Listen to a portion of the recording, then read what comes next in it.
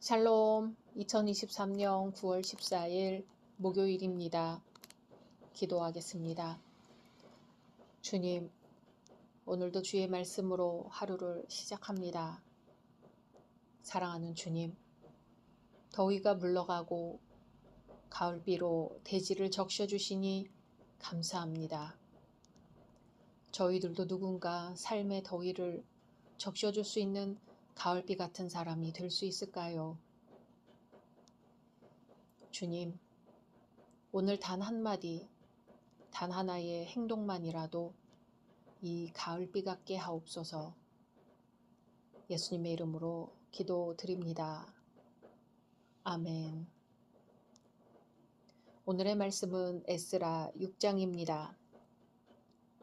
이에 다리오 왕이 조서를 내려 문서 창고 곧 바벨론의 보물을 쌓아둔 보물 전각에서 조사하게 하여 메데도 앙메다 궁성에서 한 두루마리를 찾았으니 거기에 기록하였으되 고레스 왕 원년에 조서를 내려 이르기를 예루살렘에 있는 하나님의 성전에 대하여 이르노니 이 성전 곧 제사 드리는 처소를 건축하되 지대를 견고히 쌓고 그 성전의 높이는 60규빗으로 너비도 60규빗으로 하고 큰 돌 3켜에 새 나무 1켜를 놓으라.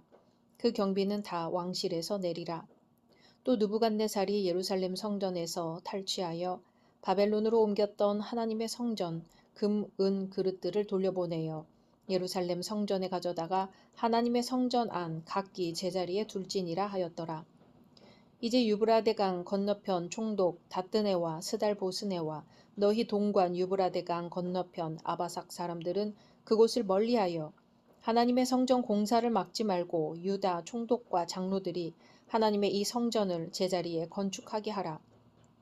내가 또 조서를 내려서 하나님의 이 성전을 건축함에 대하여 너희가 유다 사람의 장로들에게 행할 것을 알리노니 왕의 재산 곧 유브라데 강 건너편에서 거둔 세금 중에서 그 경비를 이 사람들에게 끊임없이 주어 그들로 멈추지 않게 하라.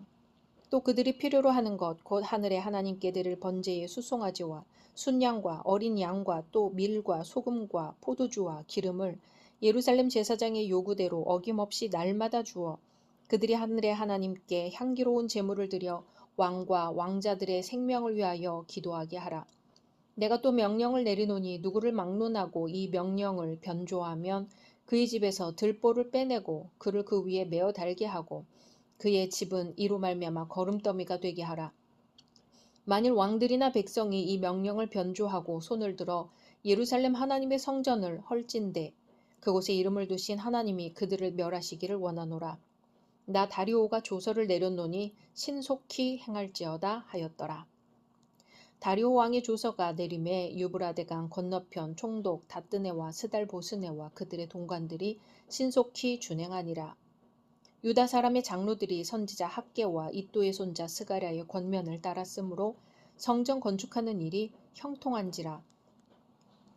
이스라엘 성전 건축하는 이스라엘 하나님의 명령과 바사왕 고레스와 다리오와 아닥사스다의 조서를 따라 성전을 건축하며 일을 끝내되 다리오 왕 제6년 아달월 3일에 성전 일을 끝내니라. 이스라엘 자손과 제사장들과 레위 사람들과 기타 사로잡혔던 자의 자손이 즐거이 하나님의 성전 봉헌식을 행하니 하나님의 성전 봉헌식을 행할 때에 수소 100마리와 순양 200마리와 어린 양 400마리를 드리고 또 이스라엘 지파의 수를 따라 순염소 12마리로 이스라엘 전체를 위하여 속죄제를 드리고 제사장을 그 분반대로 레위 사람을 그 순차대로 세워 예루살렘에서 하나님을 섬기게 하되 모세의 책이 기록된 대로 하게 하니라. 사로잡혔던 자의 자손이 첫째 달 14일에 유월절을 지키되 제사장들과 레위 사람들이 일제히 몸을 정결하게 하여 다 정결하매 사로잡혔던 자들의 모든 자손과 자기 형제 제사장들과 자기를 위하여 유월절 양을 잡으니 사로잡혔다가 돌아온 이스라엘 자손과 자기 땅에 사는 이방 사람의 더러운 것으로부터 스스로를 구별한 모든 이스라엘 사람들에게 속하여 이스라엘의 하나님 여호와를 찾는 자들이 다 먹고 즐거움으로 이레 동안 무교절을 지켰으니 이는 여호와께서 그들을 즐겁게 하시고 또 아수르 왕의 마음을 그들에게로 돌려 이스라엘의 하나님이신 하나님의 성전 건축하는 손을 힘있게 하도록 하셨음이었더라. 아멘. 오늘 말씀은 앞장에서 총독 다뜨네가 다리오 왕에게 보낸 편지에 대한 답신이 소개되고 있습니다. 다리오 왕은 고레스 왕의 조서를 메데 지방의 문서 보관소에서 발견했습니다. 그리고 그 내용을 확인한 후 조서를 내립니다. 성전 재건 공사를 절대로 방해하지 말고 오히려 그 비용을 바사 제국의 세금에서 부담하도록 명령했습니다. 아울러 누구든지 이 조처를 위반하는 자에 대해서는 가차없이 처벌을 가하도록 지시합니다. 이제 성전 재건에 더 이상의 방해는 사라지게 된 것입니다. 이것은 결국 성전 재건 공사를 다시 시작하도록 했던 스가랴 선지자의 예언의 성취였습니다. 유대 백성들은 이 조서로 말미암아 크게 고무되었고 성전 재건에 전심전력하였습니다. 그리하여 새로운 성전은 재개된 지 불과 4년가량의 공사 기간 만에 완공될 수 있었습니다. 이것은 전적으로 하나님의 섭리이지요. 물론 다리오가 성전 재건을 지원하여 유대 백성들로 하여금 자신과 왕자들의 생명을 위해 기도하도록 하기 위한 의도였다고 볼 수 있습니다. 그러나 다리오는 당시 불안했던 바사 제국의 정치적 상황 가운데 멀리 메대의 앙메다궁에서 힘들여 고레스의 조서를 찾았으며 뿐만 아니라 식민지 민족이 불과했던 유대 백성들의 하나님에게라도 의지하려고 했던 것이죠. 그런 마음을 갖게 된 것은 고레스 왕의 마음을 감동시키신 하나님께서 다시 한번 다리오 왕의 마음을 움직였던 것입니다.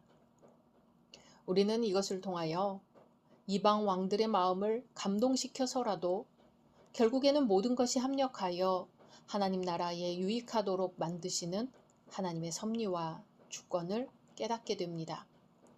그러므로 이런 하나님을 믿고 따르는 이들은 어떤 역경 속에서라도 흔들리지 않는 소망을 지닐 수 있는 이유 역시 바로 여기에 있습니다. 다리오 왕에 의해 성전 재건이 허락되자 그 기회를 활용하여 유대 백성들은 신속하게 공사를 진척시켜 나갔습니다. 이것은 아마도 다리오의 공식 허가로 모처럼 자유롭게 방해 없이 성전을 재건할 수 있게 되자 총독이나 다리오의 마음이 바뀌기 전에 성전을 완공하려고 했기 때문일 것입니다. 또 한 번 성전 공사가 중단되었다가 16년 만에 재개하는 공사이니만큼 선지자들이 지속적으로 백성들을 격려했기 때문일 것입니다. 그리하여 BC 516년에 새로운 성전이 완공되었는데요. 스가랴와 학개 선지자의 촉구에 따라 공사를 재개한 BC 520년으로부터 약 4년, 그리고 바벨론 포로 생활에서 귀환하여 성전 재건에 착수한 BC 536년으로부터는 약 20년, 느부갓네살에 의해 솔로몬 성전이 파괴된 BC 586년으로부터는 70년 만의 일이었습니다. 이러한 사실은 유대 백성들이 바벨론 군대의 제1차 침공으로 포로가 된 BC 605년 이후 약 70년 만에 자유를 얻었듯이 예루살렘 성전 또한 바벨론 군대의 제3차 침공으로 파괴된 지 70년 만에 재건되었음을 보여줍니다. 새로운 성전이 완공되자 유대 백성들은 봉헌식을 거행하고 이어서 유월절을 준수했습니다. 그리하여 솔로몬이 첫 번째 성전 봉헌식 때 화목제물을 바친 것처럼 유대 백성들 역시 소와 양을 화목제물로 바치고 특히 이스라엘 12지파를 의미하는 수염소 12마리를 속죄제물로 바쳤습니다. 외형적으로 볼 때 이것은 솔로몬 성전 봉헌식 때에 비하면 절대적으로 적은 제물이었습니다. 하지만 이것은 특별한 봉헌식이었지요. 성전 재건의 과정에서 만난 하나님께 감사하며 앞으로 하나님께 순종하겠다는 의지였기 때문입니다. 과거 이스라엘이 하나님과의 언약을 파기하여 그 징계로 솔로몬 성전이 파괴된 것을 회상하고 이제 성전 재건을 통한 언약 갱신으로 다시 선민 자격의 회복을 선언한 것이라고 할 수 있습니다. 그러므로 성전 봉헌식을 거행한 후에 준수된 유월절 행사는 언약을 신실히 지킨 첫 번째 신례입니다. 여기서 우리는 이스라엘 역사에 있어 신앙 회복 운동이 시작될 때마다 유월절 행사가 준수되었다는 사실을 주목할 수 있습니다. 히스기야 왕의 종교개혁 운동 때도 그랬고 요시야 왕 때에도 마찬가지였습니다. 성전 봉헌식에 이어 유월절이 준수된 것은 마치 유월절의 유래가 이스라엘 백성들이 애굽의 종살이에서 해방된 것을 기념하고 하나님의 구원을 감사하기 위해 시작되었듯이 바벨론 포로 생활에서 풀려난 유대 백성들이 하나님의 은혜에 감사하고 언약 백성으로서 새로운 출발을 다짐하기 위한 것이었다고 할 수 있습니다. 그리고 이러한 내용은 앞으로 에스라의 주도로 이루어지는 개혁운동의 서곡이라고 평가됩니다. 우리 속담에 제꾀에 제가 넘어간다는 말이 있지요.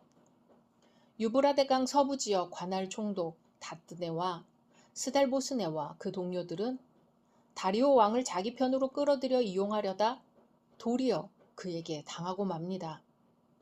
그리고는 다리오 왕의 조서에 따라 신속히 준행해야 하는 처지가 되어 이스라엘을 돕게 되지요.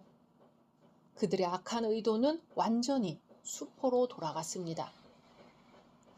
오늘 본문을 읽으면서 아마 마음으로 다들 통쾌하다 생각하셨을 것입니다. 악이 단순히 패배하는 정도가 아니라 그들이 그토록 막으려 했던 일을 도와야 하는 처지가 되었기 때문입니다. 그들은 분을 참으며 하나님의 사역에 봉사하게 되었습니다. 하나님의 백성들이 하고자 했던 선한 일의 승리였습니다. 이처럼 하나님이 원하시는 선한 의도는 일이 형통하여 보기에도 아름답습니다. 이것이 하나님의 역사인 것이죠. 그러므로 책임 있는 주의 일꾼들은 반대자들이 있어도 용기를 잃어서는 안 됩니다. 도리어 용기를 갖고 더욱 강해져야 하죠. 하나님 보시기에 선한 것은 하나님께서 반드시 도우심으로 승리하게 됩니다. 선한 의도가 승리하였기에 그 결과로 하나님의 성전이 완성되었습니다. 백성들은 승리의 기쁨을 자기들의 것으로 하려고 하지 않았죠. 온전히 하나님의 것을 하나님께 돌려드렸습니다. 이것은 당연한 일이면서도 쉬운 일이 아닙니다. 세상에는 승리의 영광을 자신의 능력으로 치부하여 가로채려는 사람들이 많습니다. 그러나 하나님의 것은 하나님께 영광으로 돌려드려야 합니다. 흔히 이스라엘 포로 기간 70년을 솔로몬 성전 파괴에서 수룹바벨 성전 재건까지로 봅니다. 수룹바벨 성전 건축 자체가 하나님의 임재의 상징인 성전을 중심으로 이스라엘이 포로에서 회복되었음을 보여주는 증거입니다. 그러나 수룹바벨 성전이 외적으로 매우 초라했을 뿐 아니라 내적으로도 언약궤가 없고 대제사장에게 우림과 둠밈이 없었습니다. 이것은 곧 진정한 성전이신 예수 그리스도를 통해서만 이스라엘이 완전히 회복될 수 있음을 의미합니다. 오늘도 우리는 오직 완전한 성전이신 예수님을 붙들어야겠습니다. 내 인생과 내 마음의 포로기에서 떠나 진정으로 회복하고 구원을 얻는 것은 참 성전이신 예수 그리스도를 붙들 때 가능해집니다. 오늘도 성령께서 인도하심으로 승리하시기를 주님의 이름으로 소망합니다. 각자 말씀 묵상하신 후 주기도문으로 마치겠습니다. 샬롬, 2023년 9월 15일 금요일입니다. 기도하겠습니다. 주님, 오늘도 주의 말씀으로 하루를 시작합니다. 사랑하는 주님, 값진 인생은 그만한 값을 치룬 인생임을 알게 하옵소서. 혹여 싼 값에 매여 겪어야 할 것을 겪지 않게 해달라는 값싼 간구를 드리지 않게 하옵소서. 예수님의 이름으로 기도드립니다. 아멘. 오늘의 말씀은 에스라 7장입니다. 2일 후에 바사왕 아닥사스다가 왕위에 있을 때에 에스라라 하는 자가 있으니라. 그는 스라야의 아들이요 아사랴의 손자요 힐기야의 증손이요 살룸의 현손이요 사독의 5대 손이요 아히두베의 6대 손이요 아마랴의 7대 손이요 아사랴의 8대 손이요 무라요의 9대 손이요 스라히야의 10대 손이요 오시엘의 11대 손이요 붓기의 12대 손이요 아비수아의 13대 손이요 비느하스의 14대 손이요 엘르아살의 15대 손이요 대제사장 아론의 16대 손이라. 이 에스라가 바벨론에서 올라왔으니 그는 이스라엘의 하나님 여호와께서 주신 모세의 율법에 익숙한 학자로서 그의 하나님 여호와의 도우심을 입음으로 왕에게 구하는 것은 다 받는 자이더니 아닥사스다 왕 제7년에 이스라엘 자손과 제사장들과 레위 사람들과 노래하는 자들과 문지기들과 느디님 사람들 중에 몇 사람이 예루살렘으로 올라올 때에 이 에스라가 올라왔으니 왕의 제7년 5째 달이라. 첫째 달 초하루에 바벨론에서 길을 떠났고 하나님의 선한 손에 도우심을 입어 5째 달 초하루에 예루살렘에 이르니라. 에스라가 여호와의 율법을 연구하여 준행하며 율례와 규례를 이스라엘에게 가르치기로 결심하였었더라. 여호와의 계명의 말씀과 이스라엘에게 주신 율례학자요 학자 겸 제사장인 에스라에게 아닥사스다 왕이 내린 조서의 초보는 아래와 같으니라. 모든 왕의 왕 아닥사스다는 하늘의 하나님의 율법에 완전한 학자 겸 제사장 에스라에게 조서를 내리노니 우리나라에 있는 이스라엘 백성과 그들 제사장들과 레위 사람들 중에 예루살렘으로 올라갈 뜻이 있는 자는 누구든지 너와 함께 갈지어다. 너는 내 손에 있는데 하나님의 율법을 따라 유다와 예루살렘의 형편을 살피기 위하여 왕과 7 자문관의 보냄을 받았으니 왕과 자문관들이 예루살렘에 거하시는 이스라엘 하나님께 성심으로 드리는 은금을 가져가고 또 내가 바벨론 온도에서 얻을 모든 은금과 및 백성과 제사장들이 예루살렘에 있는 그들의 하나님의 성전을 위하여 기쁘게 드릴 예물을 가져다가 그들의 돈으로 수송아지와 순양과 어린 양과 그 소재와 그 전제의 물품을 신속히 사서 예루살렘 내 하나님의 성전 제단 위에 드리고 그 나머지 은금은 너와 너의 형제가 좋게 여기는 일에 너희 하나님의 뜻을 따라 쓸지며 내 하나님의 성전에서 섬기는 일을 위하여 내게 준 그릇은 예루살렘 하나님 앞에 드리고 그 외에도 내 하나님의 성전에 쓰일 것이 있어서 내가 드리고자 하거든 무엇이든지 궁중 창고에서 내다가 드릴지니라.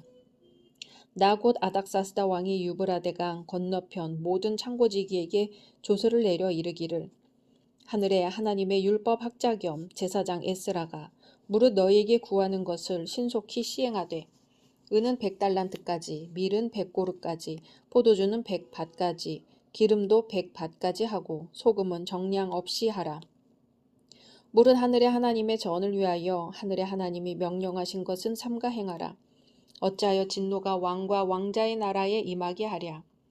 내가 너희에게 이르노니 제사장들이나 레위 사람들이나 노래하는 자들이나 문지기들이나 느디님 사람들이나 혹 하나님의 성전에서 일하는 자들에게 조공과 관세와 통행세를 받는 것이 옳지 않으니라 하였노라.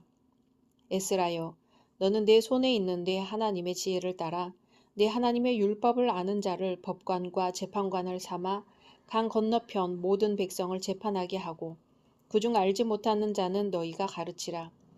무릇 내 하나님의 명령과 왕의 명령을 준행하지 아니하는 자는 속히 그 죄를 정하여 혹 죽이거나 귀양 보내거나 가산을 몰수하거나 옥에 가둘지니라 하였더라. 우리 조상들의 하나님 여호와를 송축할지로다. 그가 왕의 마음에 예루살렘 여호와의 성전을 아름답게 할 뜻을 두시고 또 나로 왕과 그의 보좌관들 앞과 왕의 권세 있는 모든 방백의 앞에서 은혜를 얻게 하셨도다. 내 하나님 여호와의 손이 내 위에 있으므로 내가 힘을 얻어 이스라엘 중에 우두머리들을 모아 나와 함께 올라오게 하였노라. 아멘.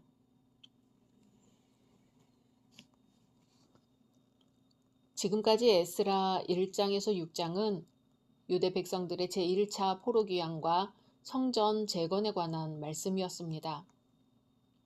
이제 무려 58년이라는 시간적인 공백 후에 에스라서의 후반부인 7장에서 10장이 전개됩니다. 오늘 본문에 언급되는 유대 백성들의 제2차 귀환은 바사 제국의 통치자인 4대 왕 다리오에서 아하수에로를 거쳐 6대 왕 아닥사스다로 바뀌어진 뒤의 일이었습니다. 앞장과 오늘 말씀 사이에는 에스더 사건이 발생했고 결과적으로 그것이 유대 백성들의 제2차 포로 귀환의 계기로 작용한 듯 합니다. 본문의 사건 전개는 시간 순이라기보다는 구속사의 순서로 보는 것이 옳을 것입니다. 오늘 본문에서 우리는 제2차 귀환을 주도한 것이 에스라서의 기록자인 에스라임을 알 수 있습니다. 에스라는 대제사장 아론의 후손으로 율법에 정통한 학자 겸 제사장이었습니다. 아울러 에스라는 아닥사스다 왕의 신임을 받는 관직에 있던 인물로 유대 백성들을 지도하기에 충분한 신분과 자격을 구비하고 있었습니다. 그렇기 때문에 오늘 말씀은 에스라의 족보와 신앙 인격을 자세히 소개하고 있고 에스라의 인도에 따라 유대 백성들이 4개월에 걸친 여행을 거쳐 예루살렘으로 귀환했음을 서술합니다. 이와 같은 말씀을 보면요. 하나님은 아무 사람이나 하나님의 일꾼으로 사용하시는 것이 아니라 하나님의 말씀으로 충분히 준비된 사람을 불러서 사용하심을 알 수 있습니다. 즉 하나님은 에스라가 유대 백성들의 제2차 귀환을 주도하고 또 예루살렘에서 신앙 부흥 운동을 일으킬 수 있도록 하셨는데요. 이것은 에스라가 단지 대제사장 아론의 후손이라는 신분이었기 때문만이 아니라 율법에 익숙한 학자로서 하나님의 도우심을 입을 만한 준비 자세를 갖추고 있었기 때문입니다. 오늘날에 있어서도 하나님께서는 비록 세상 지위가 보잘것없고 학문적 지식도 제대로 갖추지 못했다 할지라도 하나님의 말씀으로 무장되고 경건한 신앙을 지닌 자를 택하여 하나님의 일꾼으로 사용하십니다. 또한 직선거리로 약 900km지만 실제 여행거리는 무려 1500km에 가까운 귀향길을 유대 백성들이 2번이나 무사히 마칠 수 있었던 것은 하나님의 선한 손에 도우심을 입었기 때문이었습니다.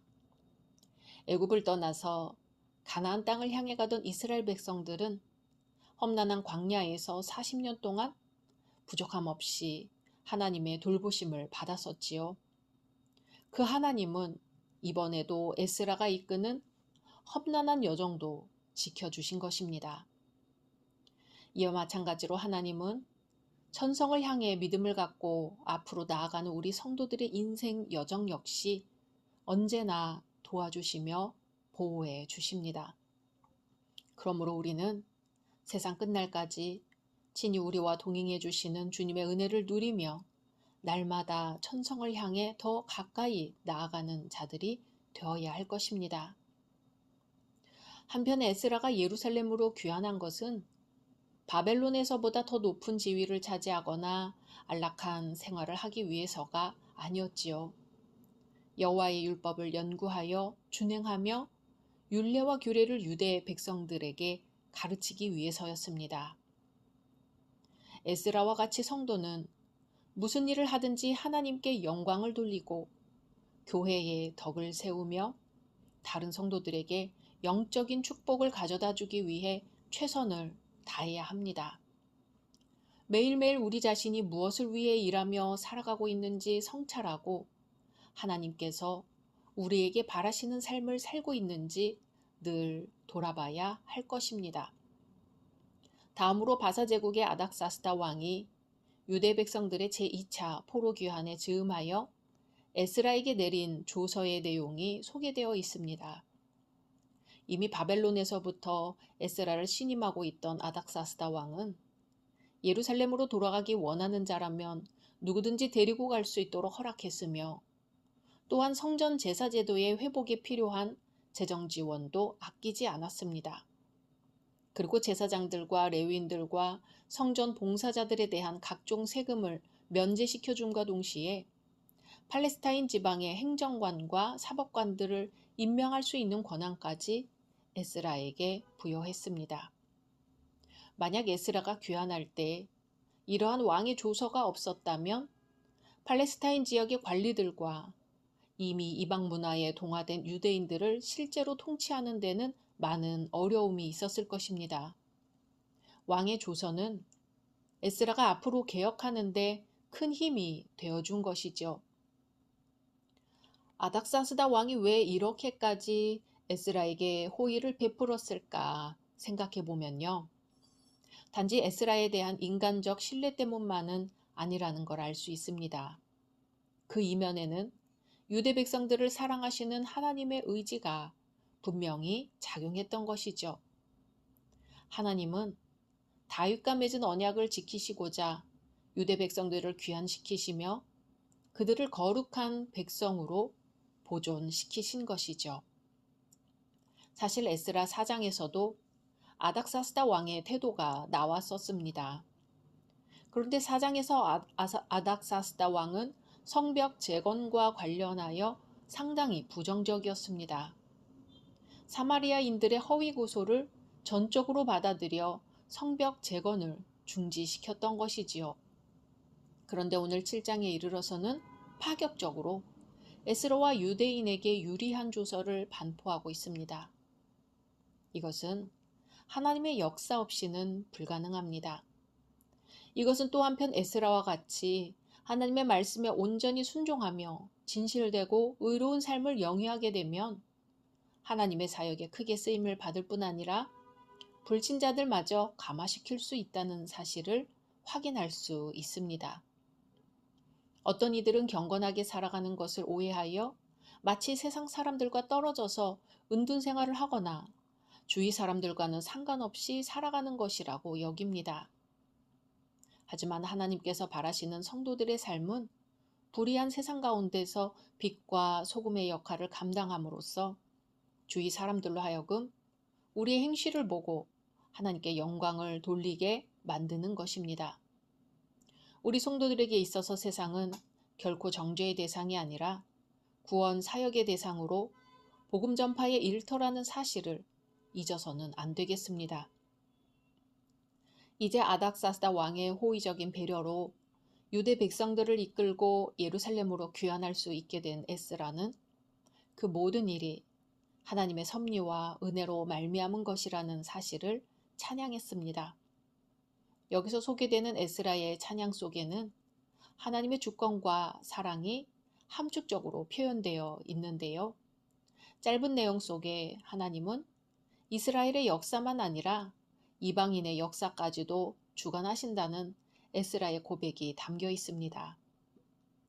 참으로 에스라는 아닥사스다 왕의 총애를 받게 된 것보다 하나님의 은혜를 입게 된 것을 기뻐하고 감사할 줄 아는 신앙의 소유자였습니다. 마찬가지로 오늘날의 성도들 역시 어려울 때 하나님의 도우심을 의지하며 형통할 때 하나님께 감사할 줄 아는 자세를 잊지 않아야 합니다. 오늘 한날의 삶을 살아갈 때 하나님의 도우심을 구하는 이마다 형통의 역사가 있기를 소망합니다. 그리고 형통할 때 하나님을 기억하여 감사로 영광 돌릴 수 있기를 소망합니다. 각자 말씀 묵상하신 후 주기도문으로 마치겠습니다.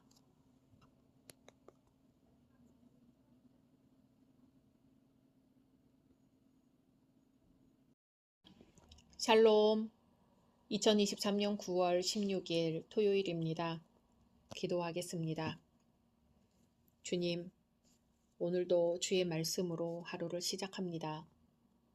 사랑하는 주님, 작은 일도 하지 못하면서 어찌 다른 일들을 염려하느냐고 말씀하셨지요.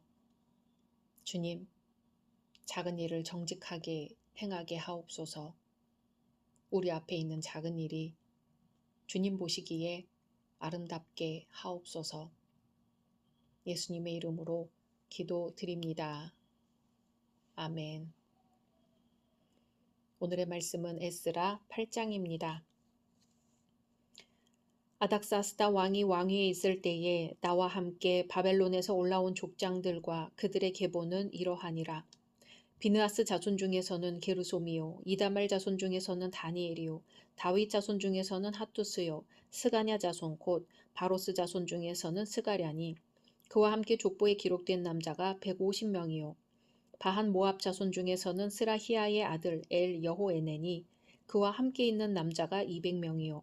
스가냐 자손 중에서는 야하시엘의 아들이니, 그와 함께 있는 남자가 300명이요. 아딘 자손 중에서는 요나단의 아들 에벳이니, 그와 함께 있는 남자가 50명이요. 엘람 자손 중에서는 아달리아의 아들 여사야니, 그와 함께 있는 남자가 70명이요. 스바랴 자손 중에서는 미가엘의 아들 스바랴니, 그와 함께 있는 남자가 80명이요. 요압 자손 중에서는 여히엘의 아들 오바댜니, 그와 함께 있는 남자가 218명이요. 슬로밋 자손 중에서는 요시베아의 아들이니, 그와 함께 있는 남자가 160명이요. 베베 자손 중에서는 베베의 아들 스가랴니, 그와 함께 있는 남자가 28명이요. 아스갓 자손 중에서는 학가단의 아들 요하나니니, 그와 함께 있는 남자가 110명이요. 아도니감 자손 중에 나중된 자의 이름은 엘리벨렛과 여우엘과 스마야니, 그와 함께 있는 남자가 60명이요. 비그의 자손 중에서는 우대와 사부시니, 그와 함께 있는 남자가 70명이었느니라. 내가 무리를 아하와로 흐르는 강가에 모으고 거기서 3일 동안 장막에 머물며 백성과 제사장들을 살핀즉 그 중에 레위 자손이 한 사람도 없는지라. 이에 모든 족장 곧 엘리에셀과 아리엘과 스마야와 엘라단과 야립과 엘라단과 나단과 스가랴와 무술람을 부르고 또 명철한 사람 요야립과 엘라단을 불러 가시벼 지방으로 보내어 그곳 족장 이또에게 나아가게 하고, 이또와 그의 형제 곧 가시벼 지방에 사는 느디님 사람들에게 할 말을 일러주고 우리 하나님의 성전을 위하여 섬길 자를 데리고 오라 하였더니, 우리 하나님의 선한 손에 도우심을 입고 그들이 이스라엘의 손자 레위의 아들 말리의 자손 중에서 한 명철한 사람을 데려오고, 또 세랴바와 그의 아들들과 형제 18명과 하사랴와 무라리 자손 중 여사야와 그의 형제와 그의 아들들 20명을 데려오고, 다윗과 방백들이 레위 사람들을 섬기라고 준 느디님 사람 중 성전 일꾼은 220명이었는데 그들은 모두 지명받은 이들이었더라. 그때 내가 아하와 강가에서 금식을 선포하고 우리 하나님 앞에서 스스로 겸비하여 우리와 우리 어린아이와 모든 소유를 위하여 평탄한 길을 그에게 간구하였으니, 이는 우리가 전에 왕에게 아뢰기를 우리 하나님의 손은 자기를 찾는 모든 자에게 선을 베푸시고 자기를 배반하는 모든 자에게는 권능과 진노를 내리신다 하였으므로, 길에서 적군을 막고 우리를 도울 보병과 마병을 왕에게 구하기를 부끄러워하였음이라. 그러므로 우리가 이를 위하여 금식하며 우리 하나님께 간구하였더니 그의 응낙하심을 입었느니라.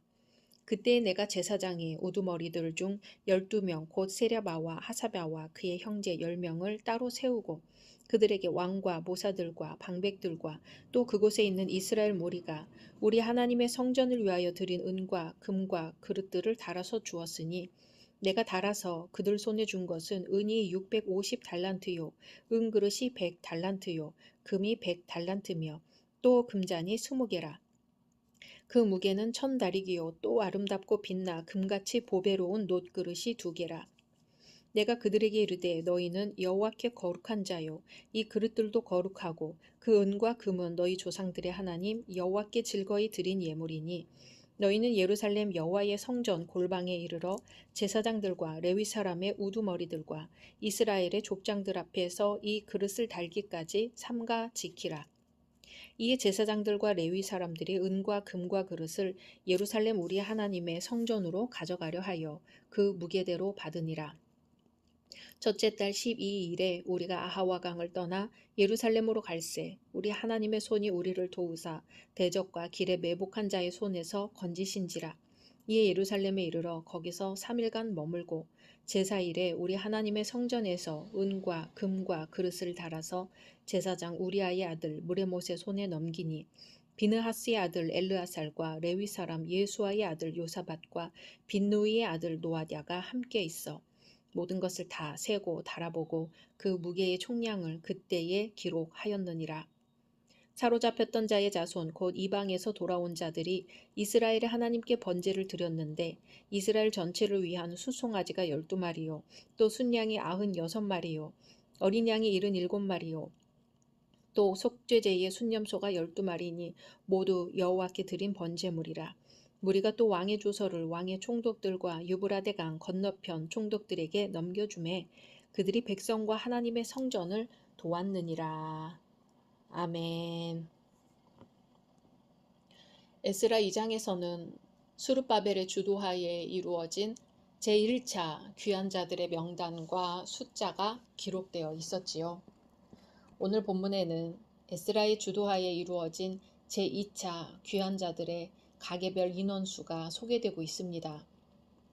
그런데 제2차 귀환에 동참한 유대 백성들의 수요는 본문에 기록된 숫자를 합하면 1773명이나 이 숫자가 성인 남자를 기준으로 한 숫자임을 감안하여 각 사람당 가족이 5명이라고 가정할 때 9,000명 정도가 됩니다. 이는 제1차 귀환자의 수요와 비교할 때 불과 5분의 1 정도에 지나지 않았습니다. 아마 이러한 결과는 제1차 귀환이 이루어진 BC 537년으로부터 벌써 80년이 지난 BC 458년에야 제2차 귀환이 이루어졌기 때문에 당시 바벨론에 거주하고 있던 유대 백성들 전원이 그곳 태생이었고 따라서 예루살렘과 성전에 대한 열망이 그리 강하지 않은 탓이었을 것으로 생각됩니다. 그러므로 본문에 언급되는 제2차 귀환자들은 제1차 귀환에 동참하기를 거절한 채 바벨론에 잔류했던 자들의 후손임에도 불구하고 투철한 여호와 신앙을 가진 이들로서 비록 그 숫자는 많지 않았지만 에스라와 더불어 예루살렘에서 신앙 부흥 운동을 전개하기에 부족함이 없는 신앙의 소유자들이었다고 볼 수 있습니다. 오늘 본문은 제1차 귀환자들의 명단과 마찬가지로 지파별이 아닌 가계별로 기록되어 있는데요. 그 가계별 분류를 살펴보면 대부분이 제1차 귀환에 동참한 가계들과 일치하고 있습니다. 다만 스가냐, 요압, 슬로밋 가문의 자손들이 새롭게 참여했음을 알 수 있습니다. 결국 이러한 내용을 보면은요. 우리는 하나님 나라에 들어가기 위해서라면 세상의 만족과 평안을 포기해야만 된다는 사실을 깨닫게 됩니다. 에스라의 뒤를 따라 예루살렘으로 떠난 이들은 대부분 주위 사람들이 바벨론에서의 생활 기반을 포기하기 싫어서 제2차 귀환에 참여하지 않았음에도 불구하고 호련히 모든 것을 버려두고 하나님의 성전을 사모하는 열정만 지닌 채 출발한 이들이었습니다. 이런 모습은 예수님의 부르심을 받았을 때 모든 것을 버려두고 떠난 제자들을 생각나게 합니다. 이런 사람들이야말로 주님께서 약속하신 상급과 축복을 누리기에 합당한 이들이라고 평가받지요. 진정 우리 성도들은 하나님과 재물을 겸하여 섬길 수 없고 하나님 나라와 세상 나라를 동시에 추구할 수 없다는 사실을 명심하여 과감한 신앙의 결단을 내릴 줄 아는 사람이 되어야 할 것입니다. 그 다음으로 에스라가 유대 백성들을 이끌고 제2차 귀환길에 오르기 전에 한 작업들이 소개되고 있습니다.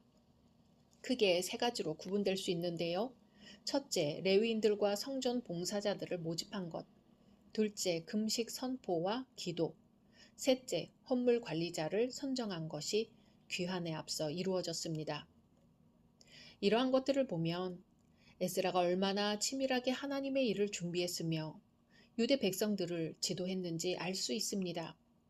다시 말해서 예루살렘에 돌아가서 실시한 율법 교육과 성전 제사 제도의 회복을 위해서 레위인들과 성전 봉사자들을 모집했으며 직선거리 900km, 직접 걸어가야 할 거리 1500km를 순조롭게 걷기 위해 먼저 하나님의 도우심을 바라는 금식과 기도에 힘쓴 것입니다. 그리고 헌물 관리자의 선정은 도중에 만날지 모르는 약탈자들을 대비하기 위한 것으로 결국 이와 같은 에스라의 조처로 인해 귀한 여행 중간에 직면한 위기를 무사히 넘길 수 있었습니다. 한편 제1차 귀환 때에도 제사장들에 비해서 레위인들의 숫자가 지극히 부족했는데요. 제2차 귀환 때에는 애시당초 레위인들이 단 한 사람도 참여하지 않았습니다. 때문에 에스라가 족장들을 통해 레위인들을 별도로 모집해야 했습니다. 이것은 아마도 바벨론 포로 생활 기간 동안에 자기 직무를 수행할 수 없게 된 레위인들이 대부분 다른 직업으로 전환했기 때문으로 해석됩니다. 또 완전히 복구되지 않은 팔레스타인 땅으로 돌아가서 겪게 될 어려움으로 인해 그나마 있던 레위인들도 제2차 귀환에 동참하기를 망설였던 것 같습니다.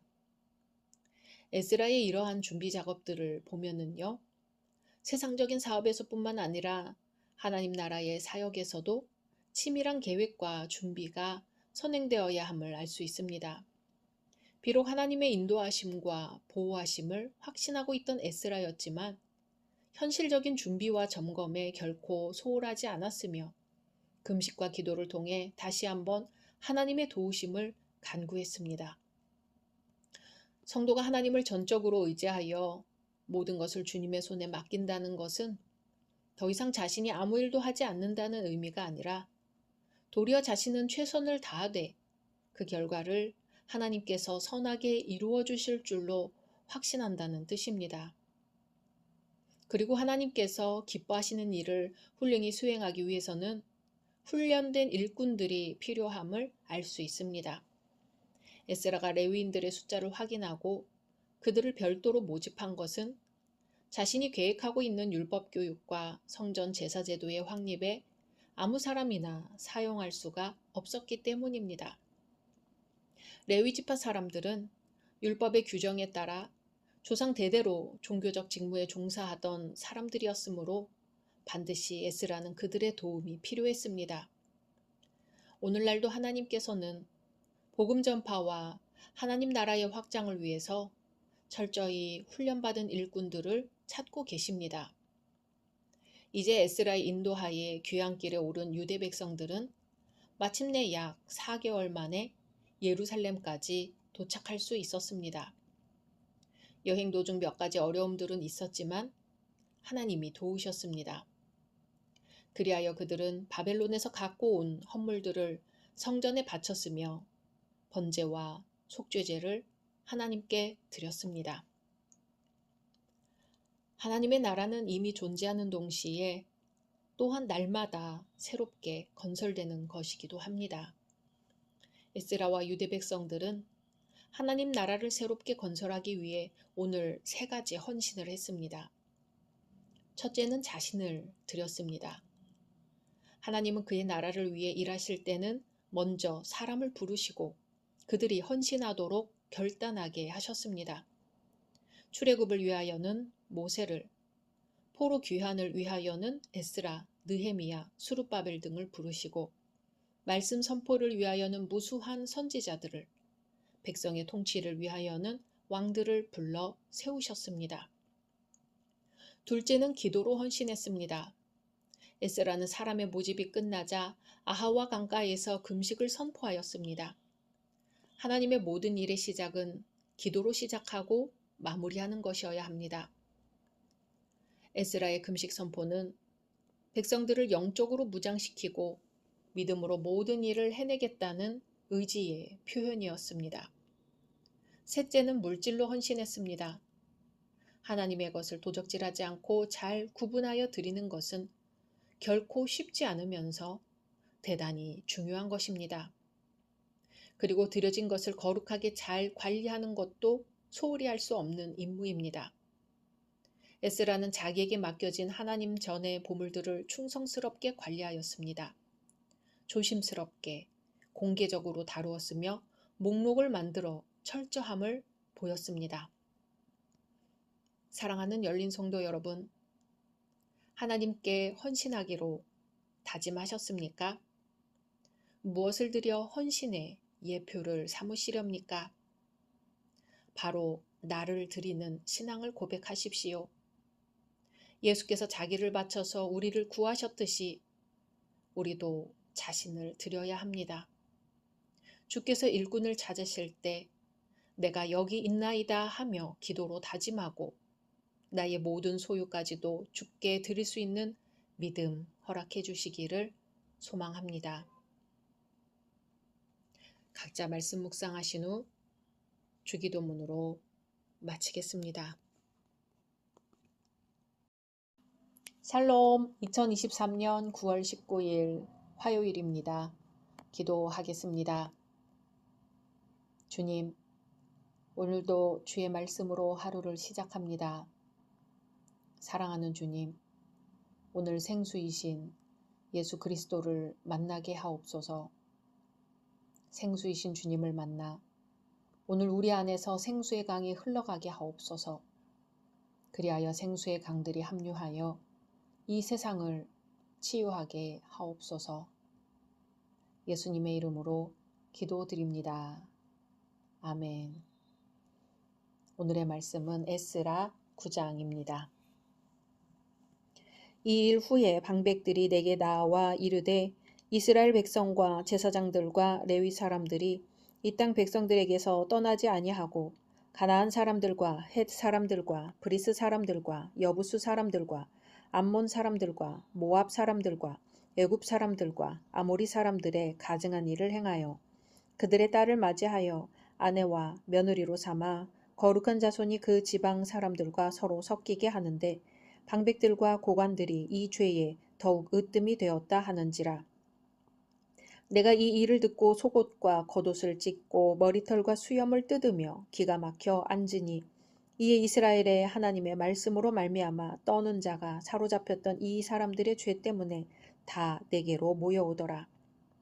내가 저녁 제사 드릴 때까지 기가 막혀 앉았더니 저녁 제사를 드릴 때에 내가 근심 중에 일어나서 속옷과 겉옷을 찢은 채 무릎을 꿇고 나의 하나님 여호와를 향하여 손을 들고 말하기를 나의 하나님이여, 내가 부끄럽고 낯이 뜨거워서 감히 나의 하나님을 향하여 얼굴을 들지 못하오니 이는 우리 죄악이 많아 정수리에 넘치고 우리 허물이 커서 하늘에 미침이니이다.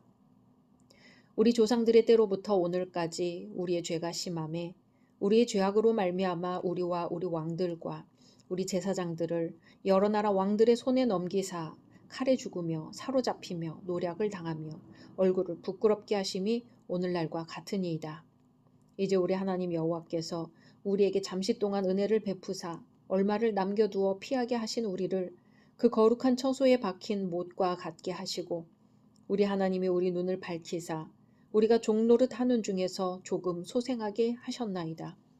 우리가 비록 노예가 되었사오나 우리 하나님이 우리를 그 종살이 하는 중에 버려두지 아니하시고 바사 왕들 앞에서 우리가 불쌍히 여김을 입고 소생하여 우리 하나님의 성전을 세우게 하시며 그 무너진 것을 수리하게 하시며 유다와 예루살렘에서 우리에게 울타리를 주셨나이다. 우리 하나님이여, 이렇게 하신 후에도 우리가 주의 계명을 저버렸사오니 이제 무슨 말씀을 하오리이까? 전에 주께서 주의 종 선지자들에게 명령하여 이르시되 너희가 가서 얻으려 하는 땅은 더러운 땅이니 이는 이방 백성들이 더럽고 가증한 일을 행하여 이 끝에서 저 끝까지 그 더러움으로 채웠음이라. 그런즉 너희 여자들을 그들의 아들들에게 주지 말고 그들의 딸들을 너희 아들들을 위하여 데려오지 말며 그들을 위하여 평화와 행복을 영원히 구하지 말라. 그리하면 너희가 왕성하여 그 땅의 아름다운 것을 먹으며 그 땅을 자손에게 물려주어 영원한 유산으로 물려주게 되리라 하셨나이다. 우리의 악한 행실과 큰 죄로 말미암아 이 모든 일을 당하였사오나 우리 하나님이 우리 죄악보다 형벌을 가볍게 하시고 이만큼 백성을 남겨주셨사오니 우리가 어찌 다시 주의 계명을 거역하고 이 가증한 백성들과 통혼하오리이까. 그리하면 주께서 어찌 우리를 멸하시고 남아 피할 자가 없도록 진노하시지 아니하시리이까. 이스라엘의 하나님 여호와여, 주는 의로우시니 우리가 남아 피한 것이 오늘날과 같사옵거늘 도리어 주께 범죄하였사오니 이로 말미암아 주 앞에 한 사람도 감히 서지 못하겠나이다 하니라. 아멘. 오늘 말씀에는 예루살렘으로 귀환한 에스라가 개혁운동을 실시하게 되는 동기를 소개하고 있습니다. 아마 제1차 귀환과 성전 재건을 주도한 수룹바벨과 예수아가 죽고 난 후에 유대 백성들은 신앙적으로 매우 해이해져 있었던 것 같습니다. 그리하여 율법에 금지되어 있는 이방인들과도 거리낌 없이 혼인하고 영적인 순결성을 상실해가고 있었습니다. 그래서 이러한 사실을 보고받게 된 에스라는 크게 애통해하며 드디어 종교 개혁과 신앙 부흥 운동을 일으키게 되는 것이지요. 이방인들과의 혼인은 출애굽기와 신명기에 명백히 금지되어 있는 사항으로 이방인들의 우상 숭배에 물들지 않도록 하기 위한 조처였습니다. 다시 말해 우상을 숭배하는 자들과 혈연 관계를 맺게 됨으로써 필연적으로 하나님을 믿는 신앙이 손상되게 될 것을 사전에 보호하기 위해 엄격히 금지시킨 것이었지요. 물론 혈통적으로 이방인이라 할지라도 여호와 신앙을 고백하고 언약 공동체의 일원이 된 자들과의 혼인은 문제되지 않았습니다. 예수님의 족보에 등장하는 라합이나 룻과 같은 인물이 바로 여기에 해당되지요. 하지만 이와 같은 특별한 경우를 제외하고 이방인들과의 혼인은 이스라엘 사회에 심각한 악영향을 끼쳐온 것이 사실인데요. 대표적인 예가 솔로몬과 아합입니다. 성도들이 하나님의 백성으로 살아간다는 것은 쉽지만은 않습니다. 세상 풍조를 답습하지 않기 위해서 단호히 거절해야 할 것들이 있는 것이지요. 영적인 지도자들은 죄와 불의에 대해 의분을 느껴야 되며 특히 성도들의 범죄에 대해서는 바로 자신의 범죄처럼 여기며 통회해야 함을 오늘 말씀을 통해 배우게 됩니다. 이방인들과 혼인하는 유대 백성들의 실상을 보고받자 에스라는 즉시 자신의 옷을 찢고 머리털과 수염을 뽑으면서 하나님 앞에서 통회했습니다. 영적 지도자들이 불의와 죄악에 대해 무감각해지기 시작하면 세상의 어둠은 더욱 심해질 수밖에 없고 교회와 성도들 역시 죄로 물드는 것에서 벗어날 수가 없습니다. 에스라는 유대 백성들의 범죄에 대해 하나님 앞에서 온종일 통회한 후 저녁 제사를 드릴 때가 되자 회개 기도를 하기 시작했습니다. 이처럼 에스라가 유대 백성들을 대신하여 하나님께 중보 기도를 한 내용이 오늘 말씀에 소개되어 있는데요. 무려 27회에 걸쳐서 우리라는 복수 1인칭 대명사가 사용되었습니다. 이러한 사실을 통하여 우리는 에스라가 동족에 대한 연대의식이 얼마나 강했으며 이스라엘 공동체를 위한 에스라의 기도가 얼마나 간절했는지 알 수 있습니다. 에스라의 기도는 죄에 대한 고백, 하나님의 은혜에 대한 감사, 율법에 근거한 구체적인 회개로 구분됩니다.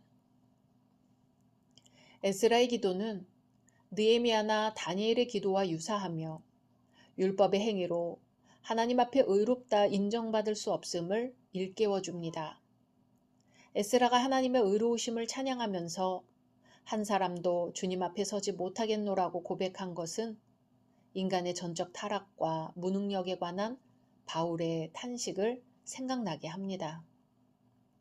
성도가 하나님의 구원을 기대하며 담대히 그 앞에 나아갈 수 있게 된 것은 오로지 예수 그리스도의 은혜로 말미암은 결과이지요.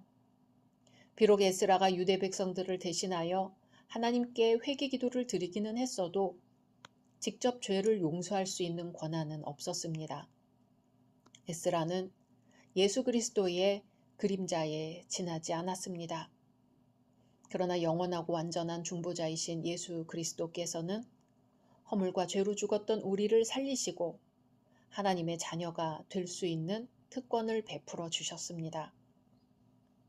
그러므로 이제 우리 성도들은 누구나 하나님 앞에 직접 나아가서 무엇이든지 아뢰를 수 있게 된 것입니다. 미션이라는 영화가 있습니다. 남미를 정복하는 스페인 군대가 원주민 부족을 단 한 사람의 생존자도 남겨두지 않은 채 전멸시키는 과정을 냉혹하게 그린 영화입니다. 이 영화에서 부족 사냥의 지휘자는 야만적인 이교도들을 학살하는 것이 진리를 위한 길이라고 자신의 행위를 정당화하고 있습니다.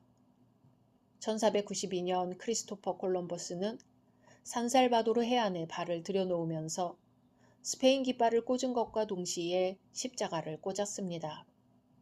스페인 장군 프란치스코 피사로는 잉카 국왕 아타후알파를 사로잡았을 때 스페인 국왕에게뿐만 아니라 가톨릭의 하나님에게도 동시에 복종할 것을 요구하였습니다. 그것을 거부당하자 피사로는 거침없이 중미 전역을 피로 물들였습니다. 교황 요한 바오로 2세는 바티칸성 베드로 대성당 미사에서 가톨릭이 지난 2000년 동안 저질렀던 과오에 대한 참회 고백을 떨리는 목소리로 발표하였습니다. 파킨슨병을 앓고 있는 탓도 있었겠지만 TV 화면에 비추어진 교황의 얼굴은 그 어느 때보다 무겁고 어두워 보였습니다. 제2차 세계대전이 끝나자 독일 교회는 나치의 만행을 막지 못하고 타협했던 죄를 고백하고 참회하였습니다. 1948년 암스테르담에 모였던 세계교회의 지도자들은 관 속에 눕혀진 자신의 모습을 바라보면서 믿음의 형제들을 향하여 총을 겨누어야 했던 세계 정세 가운데서 그리스도인으로서의 책임을 다하지 못한 죄를 고백하고 회개하였습니다.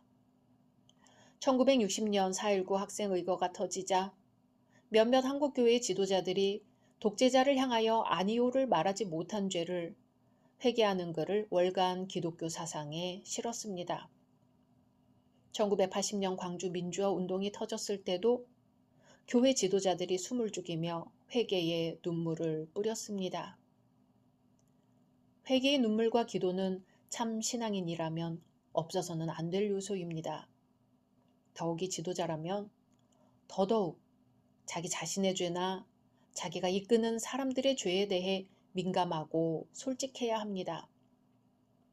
이스라엘의 지도자 몇 사람이 에스라를 찾아와서 이스라엘의 순수성을 위협하는 문제를 지적하였습니다. 그것은 이스라엘 사람들이 제사장들과 레위 사람들까지도 모두 우상을 섬기는 원주민들과 구별된 생활을 하지 않고 자유롭게 통혼을 하고 있다는 것이었습니다. 일반 백성도 백성이지만 지도자들이 이런 일에 더 먼저 나쁜 본을 보였다는 것은 참담한 일이 아닐 수 없었지요. 에스라는 이 소식을 듣고 겉옷과 속옷을 다 찢고 머리털과 수염을 뜯으며 기가 막혀 어찌할 바를 알지 못하였습니다. 그리고 한참 후에야 정신을 차린 에스라가 가장 먼저 한 일이 그 차림 그대로 무릎을 꿇고 회개의 기도를 올리는 것이었습니다. 에스라는 오랫동안 이스라엘이 저지른 죄와 하나님의 심판, 그로 인해 이스라엘이 처하게 된 고통스러운 상황들에 대해 언급하면서 그럼에도 불구하고 죄에서 떠나지 못하고 여전히 죄 가운데 있는 이스라엘의 잘못과 어리석음에 대해서 회개하는 기도를 하였습니다. 이스라엘의 지도자로서 이스라엘의 죄악된 모습을 자기와 무관하다고 여기지 않고 흡사 자신의 죄처럼 가슴 아파하고 회개하는 자세를 가진 것입니다. 체면을 중히 여기는 사람으로서는 조금만 높은 자리에 있어도 자기 스스로의 잘못을 솔직하게 인정하고 회개하기는 결코 쉽지 않습니다. 더구나 자신이 직접 저지른 잘못도 아니요, 자기의 감독하에 있는 사람들이 저지른 죄에 대해서는 잘못을 저지른 사람을 책하기는 쉬워도 자신의 일처럼 가슴을 찢으며 회개하는 자세를 가지기란 어려운 일입니다. 자기가 이끄는 사람들과 진정으로 이해를 같이 하고 그 사람들에게 유익하고 바른 길을 제시해 줄 수 있는 사람이 올바른 지도자입니다. 다른 사람들의 죄에 대해서까지 회개하고 애통해 하기는커녕 스스로 잘못을 저지르고도 회개할 줄 모르는 지도자가 많은 이때에 에스라의 회개 기도는 큰 감동을 줍니다. 오늘 예수 그리스도의 십자가 앞에서 우리 자신에 대한 진심 어린 회개뿐 아니라 우리 가족, 우리 교회와 사회에서 일어나는 부족함들에 대해 내일처럼 진심으로 회개 기도를 드릴 수 있으면 좋겠습니다. 각자 말씀 묵상하신 후 주기도문으로 마치겠습니다.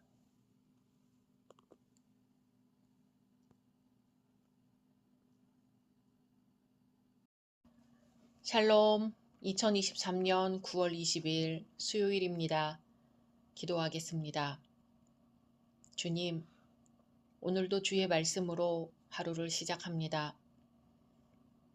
사랑하는 주님, 오늘은 우리가 생명과 생명을 잇는 다리가 되게 하옵소서. 다리가 끊어져 건널 수 없는 곳에 우리가 다리가 되어 생명과 생명을 이어주게 하소서. 그리하여 생명의 다리가 하늘에까지 이어지게 하소서. 예수님의 이름으로 기도드립니다. 아멘. 오늘의 말씀은 에스라 10장입니다.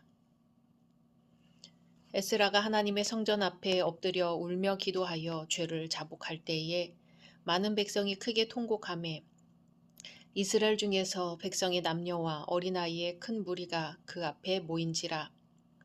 엘람 자손 중 여히엘의 아들 스가냐가 에스라에게 이르되 우리가 우리 하나님께 범죄하여 이 땅 이방 여자를 맞이하여 아내로 삼았으나 이스라엘에게 아직도 소망이 있나니 곧 내 주의 교훈을 따르며 우리 하나님의 명령을 떨며 준행하는 자의 가르침을 따라 이 모든 아내와 그들의 소생을 다 내보내기로 우리 하나님과 언약을 세우고 율법대로 행할 것이라.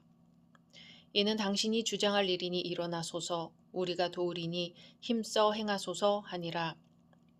이 에스라가 일어나 제사장들과 레위 사람들과 온 이스라엘에게 이 말대로 행하기를 맹세하게 하매 무리가 맹세하는지라.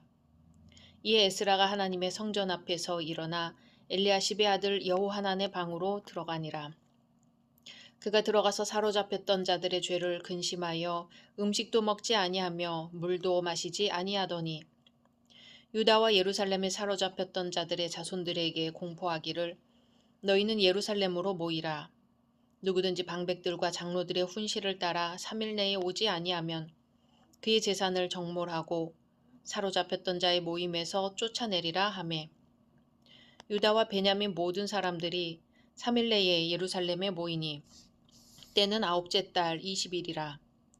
우리가 하나님의 성전 앞 광장에 앉아서 이 일과 큰 비 때문에 떨고 있더니 제사장 에스라가 일어나 그들에게 이르되 너희가 범죄하여 이방 여자를 아내로 삼아 이스라엘의 죄를 더하게 하였으니 이제 너희 조상들의 하나님 앞에서 죄를 자복하고 그의 뜻대로 행하여 그 지방 사람들과 이방 여인을 끊어버리라 하니 모든 회중이 큰 소리로 대답하여 이르되 당신의 말씀대로 우리가 마땅히 행할 것이니이다.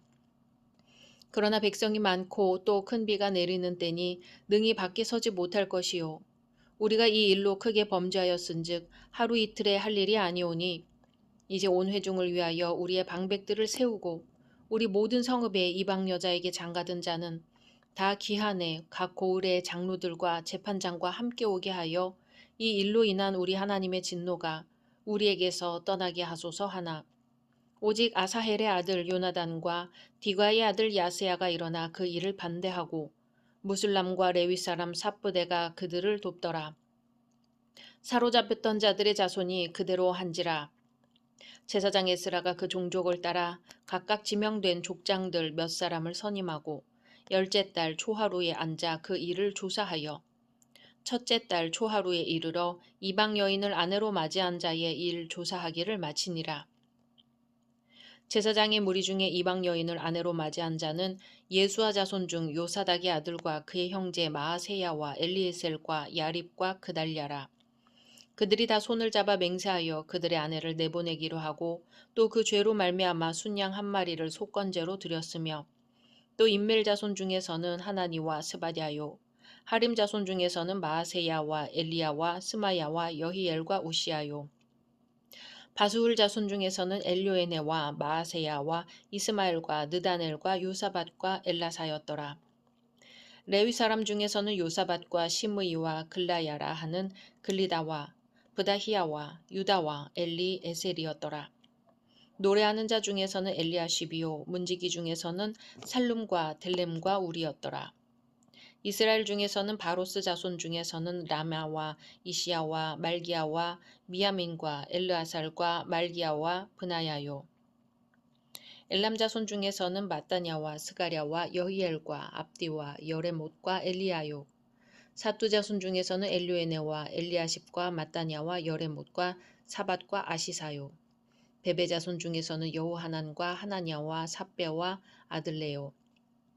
바니 자손 중에서는 무슬람과 말룩과 아다야와 야숲과 스알과 여레못이요. 바핫 모압 자손 중에서는 안나와 글랄과 브나야와 마아세야와 마따냐와 부살렐과 빈누이와 문하세요. 하림 자손 중에서는 엘리에셀과 이시야와 말기야와 스마야와 시므온과 베냐민과 말룩과 스마랴요. 하숨 자손 중에서는 마뜨네와 마따따와 사밧과 엘리벨렛과 여레메와 문하세와 시므이요. 바니 자손 중에서는 마아데와 아므람과 우엘과 브나야와 베드야와 글루히와 와냐와 무레못과 에랴십과 마따냐와 마뜨네와 야수와 바니와 빈누이와 시므이와 셀레마와 나단과 아다야와 막나드베와 사세와 사레와 아사렐과 셀레마와 스마랴와 살룸과 아마랴와 요셉이요.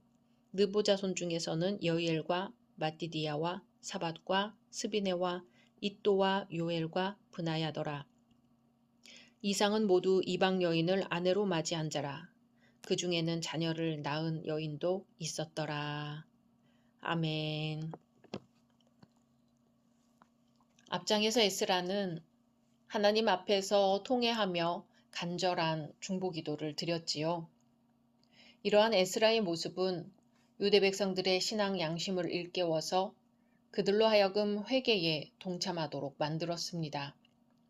특히 백성들 가운데서 스가냐는 자신의 죄를 고백한 후에 이방인 아내와 그 소생을 내어보내기로 다짐했습니다. 그리고 그와 같은 조처가 온 백성들에게 확산될 수 있도록 에스라에게 강력한 개혁운동을 일으킬 것을 제의하였습니다. 우리는 이 부분에서 지도자의 참된 역할이 무엇인지 생각해 보게 됩니다. 즉 지도자란 자신에게 부여된 권한을 사용하여 다른 사람들을 강압하거나 자기가 원하는 방향으로 무리하게 이끌고 나가기보다 먼저 다른 사람들의 마음을 감동시킬 수 있도록 자신이 솔선수범하는 자세를 지녀야 하는 것이지요. 바로 그렇게 할 때 진정으로 다른 사람들의 자발적인 지지를 이끌어낼 수 있고 결과적으로 무슨 일이든지 훨씬 더 쉽게 마무리 지을 수 있는 법입니다. 또 진정한 회개는 입으로 고백하는 데서 그치지 않고 구체적으로 자신의 삶으로부터 죄악을 제거하는 실천적 행위가 수반되어야 함을 교훈해 줍니다. 스가냐가 이방인 아내와 그 사이에 난 자녀들을 과감히 내어보내기로 다짐하면서 온 백성들을 대상으로 개혁하도록 에스라에게 건의한 것은 참된 회개란 어떠해야 하는지 보여주고 있습니다. 정든 아내와 자식을 떠나보낸다는 것이 결코 쉽지 않은 일이죠. 그럼에도 불구하고 회개가 하나님 보시기에 합당한 것이 되게 하기 위해서는 죄의 요소를 단호히 척결하는 태도를 지닐 수밖에 없었습니다. 한번 회개한 죄를 다시 범하는 경우는 입술의 회개에만 그치고 손발의 회개에 이르지 못했기 때문입니다. 이제 에스라는 스가냐의 건의를 받아들여서 온 백성들을 대상으로 개혁운동을 실시하기로 작정합니다. 그리고 총회의 소집을 방백들과 장로들에게 지시했습니다. 그리하여 3일 만에 모든 유대 백성들이 예루살렘에 집결하자 에스라는 이방 여인들과 혼인한 그들의 죄악을 지적하면서 즉시 하나님 앞에서 회개하고 이방 여인들과의 관계를 청산하도록 촉구했습니다. 이러한 에스라의 권고에 대해 대부분의 백성들은 찬성의 뜻을 표시했으며 다만 좀 더 자세한 진상 규명을 거쳐서 충분한 시간을 두고 시행하자는 의견을 제시한 이들도 있었습니다. 그러나 아사헬의 아들 요나단을 비롯한 몇몇 사람이 그와 같은 백성들의 태도에 반대하면서 즉각적인 시행을 주장함으로써 결국 에스라는 일종의 조사위원회를 구성하여 이방 여인과 혼인한 자들을 철저히 가려내도록 조처했습니다. 이 같은 조처는 BC 586년 유다 왕국의 멸망 이후 유다 백성이 포로 귀환이라는 역사적 사건을 통해 자신의 민족적 위상을 회복하기 위해 반드시 치러야 할 일이었습니다. 왜냐하면 선민이라는 신분은 하나님의 말씀에 대한 순종에 의해 명분이 서는 신분이기 때문입니다. 다음으로 에스라의 지시에 따라 실시된 조사로 이방 여인과 혼인한 자들의 명단이 소개되고 있습니다. 3개월간에 걸쳐서 실시된 조사 결과 모두 112명의 명단이 작성되었는데 제사장, 레위인, 성전 봉사자, 일반 백성의 순서로 기록되어 있습니다. 여기서 우리는 이방 여인과 통혼한 자들 중에서 제사장들의 비율이 매우 높다는 사실을 알 수 있습니다. 즉 제1차 귀환자들 가운데서 제사장의 비율은 약 10% 정도였으나 본문의 명단 중에는 무려 15%를 상회하고 있습니다. 이러한 사실은 성전 재건이 마무리된 후에 에스라가 예루살렘으로 돌아올 때까지 유대 사회가 얼마나 영적으로 침체되어 있었는지 극명하게 드러납니다. 누군가는 이미 결혼한 이방 아내와 그 자식을 다 내어보내는 처사에 대해 너무 가혹한 것이 아니냐고 비판할 수 있습니다. 그리고 이러한 사실을 모든 시대에 적용해야 하는지 물을 수 있습니다. 성경은 근본적으로 이방인과의 혼인을 금하고 있습니다. 그런데 이방인과의 혼인을 금하고 있는 것은 단지 순수한 혈통을 보존하기 위해서이거나 배타적인 민족주의 근성을 고수하기 위한 것은 아닙니다. 단지 이방 신들을 섬기는 자들과 혼인함으로써 빚어질 곧 유혹받아 하나님을 떠나 우상을 섬기는 것을 막기 위해서입니다. 이런 이유가 아닌 경우에 성경은 이방인과의 결혼에 대해 그렇게 부정적인 것만은 아닙니다. 예를 들면 모세도 구스 여자를 아내로 맞아들였습니다. 그리고 기생 라합, 모압 여인 룻의 경우에도 이방 여인으로서 히브리인과 결혼한 사람들입니다. 뿐만 아니라 신명기 7장 10절 이하에서는 이방 여인을 아내로 맞이하는 규례까지 소개하고 있습니다. 즉 이방인이라 할지라도 자신의 상태가 죄인의 상태임을 인정하고 또 정결의식을 통해 그 죄된 상태를 해결할 때 그 사람도 하나님의 백성이 될 수 있는 것입니다. 결론적으로 모세오경에서 이방인과의 혼인을 금지하는 것은 여호와 신앙의 순수성 보존을 위한 것이지 결코 혈통적이고 배타주의적인 민족주의를 위한 것이 아님을 알 수 있습니다. 또한 에스라의 개혁운동 당시 이러한 조처는 당시의 시대적 특수성에 의해 이해되어야 합니다. 당시 이스라엘 백성들은 오랜 포로 생활로 말미암아 여러 면에서 자신들의 신앙적 정체성을 회복해야 하는 중차대한 문제에 직면해 있었습니다. 제1차 포로 귀환 이후 60년간 사마리아인들과 섞여 살면서 이방 종교에 상당히 물들어 있었던 상황에서 이미 결혼한 아내까지도 이방인이라 하여 내보낸 사실은 시대적 특수성에 따른 조처이지 오늘날 우리에게 적용될 수 있는 것은 아닙니다. 아마 하나님께서 율법에 정통한 학자 에스라를 제2차 귀환의 지도자로 예루살렘에 보내신 이유가 이것일 것입니다. 성전을 재건할 때 지녔던 신앙 열정을 상실해버린 유대 백성들을 개혁함으로써 언약 공동체의 순수성을 회복하기 위해서였던 것이죠. 지도자의 타락은 사회 전체를 죄의 구렁텅이로 만듭니다. 수르바벨과 예수아가 죽은 후에 경건한 신앙과 삶의 모범을 통해 백성들을 지도할 인물이 없었고, 예수아의 자손은 오히려 율법을 어기고 이방 여인과 혼인하는 데 앞장을 섰습니다. 오늘날의 교회가 이토록 부패한 것은 하나님 보시기에 합당한 영적 지도자의 부재 때문일 것입니다. 사회가 혼란한 것은 빛과 소금의 역할을 감당해야 될 성도들이 자기 사명을 다하지 못하고 있기 때문입니다. 하나님은 우리의 사회적 지위나 교회의 직분에 따라 상급을 주시기보다는 과연 우리가 어떤 믿음을 지녔고 또 삶의 모습이 어떠했는지에 따라 상급을 주십니다. 비록 제사장이나 족장의 신분을 지닌 자라 할지라도 이방 여인과의 혼인을 금지하는 율법 규정으로부터 예외적인 혜택을 누릴 수 없었습니다. 장차 하나님의 심판대에 서게 될 때에 주님께서는 우리를 향해 몇 년 동안 신앙생활을 했으며 무슨 직분에 있었는지 물어보지 않으실 것입니다.